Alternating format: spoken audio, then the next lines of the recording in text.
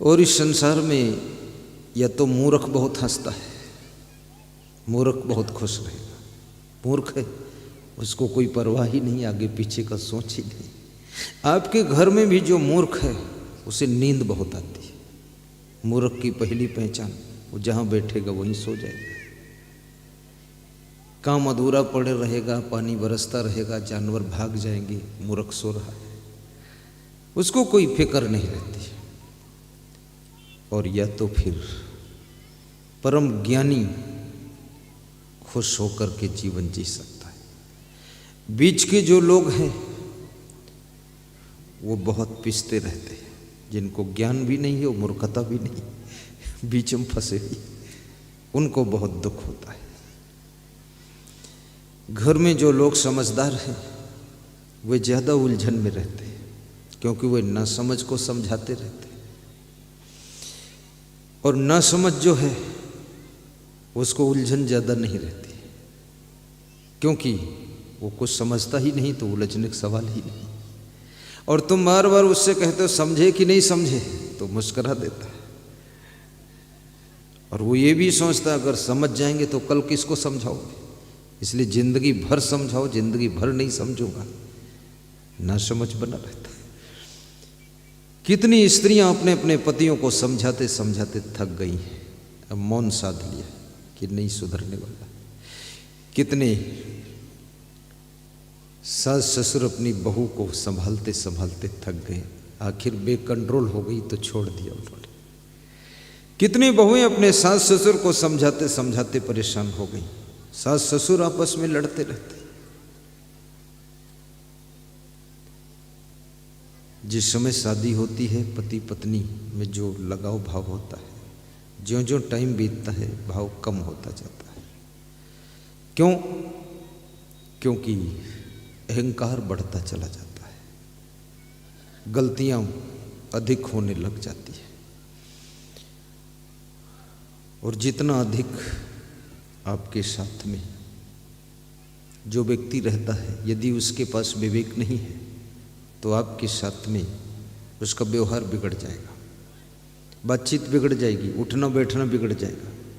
इसलिए विचारकों ने कहा है परिचय तो कीजिए लेकिन अति परिचय मत कीजिए। अति परिचय में झंझट शुरू हो जाता है, फिर निंदा बुराई शुरू हो जाती है, फिर लोग कहने लग जाते हैं अरे उनको देख लिया, कुछ भी नहीं, सब बेकार है।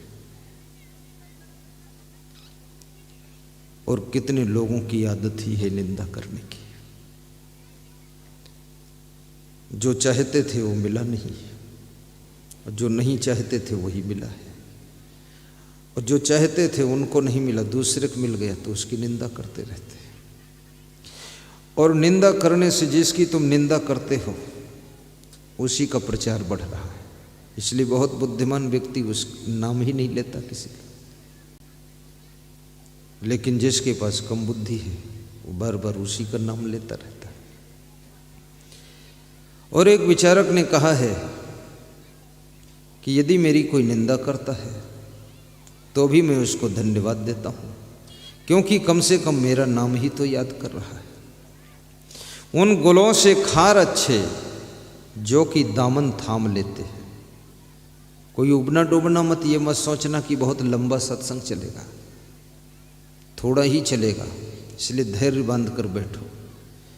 और घर तो पहुंच ही जाओगे, घर तो बैल को कहीं छोड़ दो वो भी अपने घर पहुंच जाता है, तुम्हें क्या टेंशन। तुम अपने घर के कुत्ते को कहीं छोड़ आइए बलौदा बाजार, तुम बाद को पहुंचोगे पहले आ जाएगा। तो कितने लोगों को टेंशन है कि शाम हो रही, घर पहुंचेंगे कि नहीं पहुंचेंगे। बिल्कुल पहुंच जाओगे, क्योंकि दूसरा आदमी अपने घर में घुसने ही देगा। क्यों घुसने देगा? तो अपने घर में ही तुम जाओगे। इसलिए धैर्य से बैठे रहो। घर जाने की फिक्र छोड़ो, सब्जी खरीदने की फिक्र छोड़ो। आज दाल रोटी खा लेना, खाना ही मत, यहीं आश्रम में खा लेना, बहुत बड़ा भंडारा चल रहा है। फिर से खा के जाओ, शाम को भी माल छपो, साहिब बंदगी बोलो। उन गुलों से खार अच्छे जो कि दामन थाम लेते। खार किसे कहते हैं? खार कांटों को कहते हैं। कटीली झाड़ियों में तुम निकलो तो आपके कपड़े कहीं ना कहीं फंस जाएंगे, और कपड़े फंस जाएंगे तो आप रुक जाएंगे, और रुक जाएंगे तो फंसा हुआ कपड़ा कांटा से छुड़ाएंगे, और छुड़ाएंगे तो 1-2 मिनट टाइम लगेगा आपको। तो कवि कहता है गुल माने फूल होता है, उस फूल से तो ये कांटे अच्छे हैं। जिस फूल के पास तुम निकलो, फूल का सौंदर्य, फूल की सुंदरता, फूल का आकर्षण, फूल की खुशबू आपको 1 मिनट अगर देखने के लिए वो फूल रोक न ले, सूंघने के लिए रोक न ले, तो उस फूल से तो कांटे अच्छे हैं, जो कि कम से कम उनके पड़ोस निकले तो कपड़े फंस गए, तो छुड़ाने में 1 मिनट लग गया, तो रुके तो सही। तो उन फूलों से कांटे अच्छे जो कि दामन थाम लेते हैं, उन दोस्तों से दुश्मन अच्छे जो कि जल कर भी तो नाम लेते हैं, जल कर भी तो नाम लेते हैं। वो दोस्त किस काम के जो कभी आपको याद ना करें, खाली लिस्ट में जगह बनाए हुई। अभी माननीय गौरी शंकर अग्रवाल जी कह रहे थे कि जितने इस क्षेत्र के उनके साथी लोग हैं, उनके मित्र हैं, उनके सहयोगी हैं, 10 मिनट पहले उन्होंने सूचना प्रसारित किया कि मैं सरखोर आश्रम पहुंच रहा हूं, सब आ जाओ। तुरंत 25-30 लोग आ गए। इसको मित्र कहते हैं, ये दोस्ती है। बहाना कर ले कि वहाँ फंसा हूँ, वहाँ गया हूँ, और बैठा बाथरूम में है, बता दे हम अभी रायपुर में, तो वो दोस्त नहीं है। और कितने दोस्त ऐसे भी होते हैं जो आपके मुंह के सामने आपकी प्रशंसा करेंगे और पीठ पीछे आपकी बुराई करेंगे, पीठ में छुरा भोंक देंगे। ऐसे दोस्तों को कैसे त्याग करना चाहिए, चाणक्य ने बताया है, परोक्षे कार्य हंतारम प्रत्यक्षे प्रियवादिनम वर्जे तादृशम मित्रम विश्वकुंभम पयोमुखम। परोक्षे कार्य हंतारम, जो पीठ पीछे तुम्हारे सारे कार्यों को बिगाड़ रहा है, व्यवस्था को बिगाड़ रहा है, तुम्हारी योजनाओं को बिगाड़ रहा है, बाधक बना हुआ, लेकिन प्रत्यक्षे प्रियवादिनम, आपके मुख सामने खूब मीठी बोली बोलता है, अरे जो कुछ है सब आप ही हैं, ऐसे बोलता है। तो चाणक्य कहते हैं उसको ऐसे त्याग करना चाहिए जैसे जहर से भरा घड़ा हो और उस घड़े के ऊपर मुंह पर केवल आधा लीटर दूध भरा हो, तो दूध समझ करके उस घड़े को पी मत जाना, क्योंकि दूध केवल दिखाने के लिए है, अंदर जहर ही है। जैसे उस जहर से भरे हुए घड़े को, मुंह पर दूध भरा है, अंदर जहर है, उस घड़े को फेंक दिया जाता, त्याग किया जाता है। ऐसे जो मुंह से मीठा है, अंदर से बहुत बहुत खतरनाक तुम्हारे लिए है, ऐसे कपटी दोस्त को त्याग कर देना चाहिए, अन्यथा वो तुम्हारी जिंदगी को बर्बाद कर सकता है। दुष्टा भार्या सठम मित्रम भृत्युश्चोत्तरदायका ससर्पेचा गृहे वासो मृत्युरेव न संशया। नीतिकार कहता है जिसको दुष्ट पत्नी मिली है और 60 दोस्त मिला है, सठम मित्रम, 60 है, बहुत कपटी है, और जिसको कार्यकर्ता प्रत्युत्तर देने वाले मिले, रिप्लाई करने वाले, कुछ भी कहो उल्टा उत्तर देते, ऐसे कार्यकर्ता है। जिसको ऐसी पत्नी मिली है, ऐसे लोग मिल गए, ससर्पे च गृहे वासो। और जिस घर में तुम सोते हो, जिस कमरे में सोते हो, उसमें सांप भी रहता है, जहरीला सांप, काला सांप। चाणक्य कहते हैं उस आदमी की मृत्यु में कोई संदेह नहीं। क्यों नहीं संदेह है? अगर दुष्ट स्त्री के आचरण से बच गया तो कपटी दोस्त से मारा जाएगा, और उससे बच गया तो ये कार्यकर्ता जो बार बार रिप्लाई करते हैं, प्रत्युत्तर देते, बात लड़ाते हैं, इनकी टेंशन चिंता में मर जाएगा।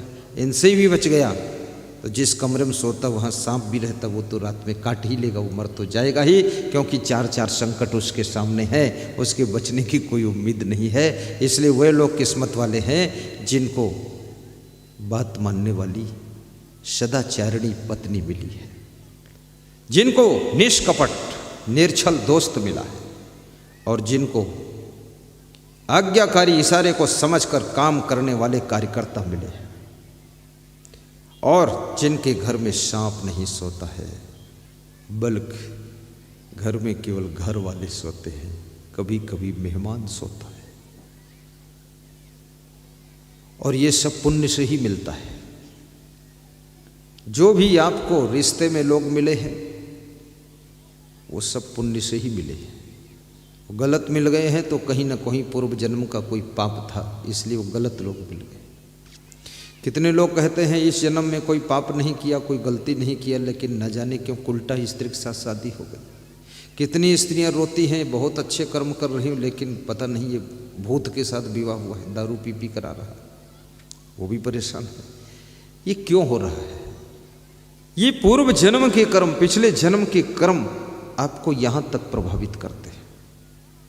जब ध्रुव ने अपनी मां से पूछा था, ये पुराणों की कथा है, कि मां तुम दुखी क्यों हो और छोटी मां सुखी क्यों है।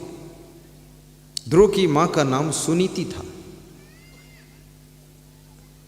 और ध्रुव की छोटी मां अर्थात उनके छोटे भाई उत्तम कुमार, उनकी मां का नाम सुरुचि था।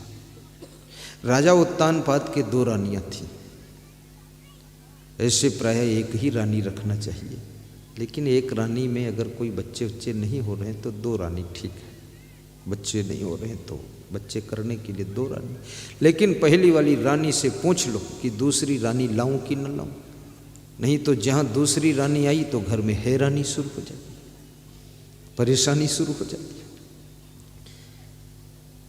राजा उत्तानपाद, प्राचीन समय के राजा महाराजा कई रानी रखते थे।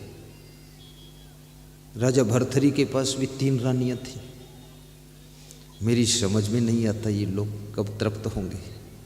और फिर राजा भरथरी जब साधु बन जाते हैं, वैराग्य शतक लिखते हैं तो बोलते हैं कि भोगा न भोगता वय में उपभोक्ता, कि भोगों को मैंने नहीं भोगा बल्कि भोगों ने हमको भोग लिया। तब ज्ञान हुआ जब भोग लिए गए, हाथ जल गया तब पता चला कि आग जलाती भी है।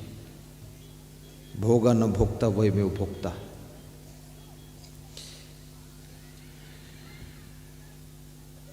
ध्रुव राजमहल में जाते हैं।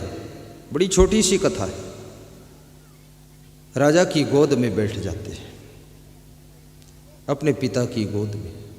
उसी समय छोटी रानी आती है, ध्रुव का हाथ पकड़ करके गोद से खींच करके महल से बाहर झटक कर देती है और कहती है, बैठन को नृप गोद में लिखा होत तो कर्म, तो सुनीति तो सुरुचि के गर्भ से काहक लेती जन्म। तो सुनीति के द्वारा तुम्हारा जन्म क्यों होता? मेरे गर्भ से पैदा होते अगर राजा की गोद में बैठना था तेरे को। तो ध्रुव क्या कहते हैं, जो कुछ लिखा ललाट में सो हो वही परिणाम। और ध्रुव भी ज्ञानी था, 5 साल का बच्चा लिखा, जो कुछ लिखा ललाट में सो हो वही परिणाम, और चाहे परे घर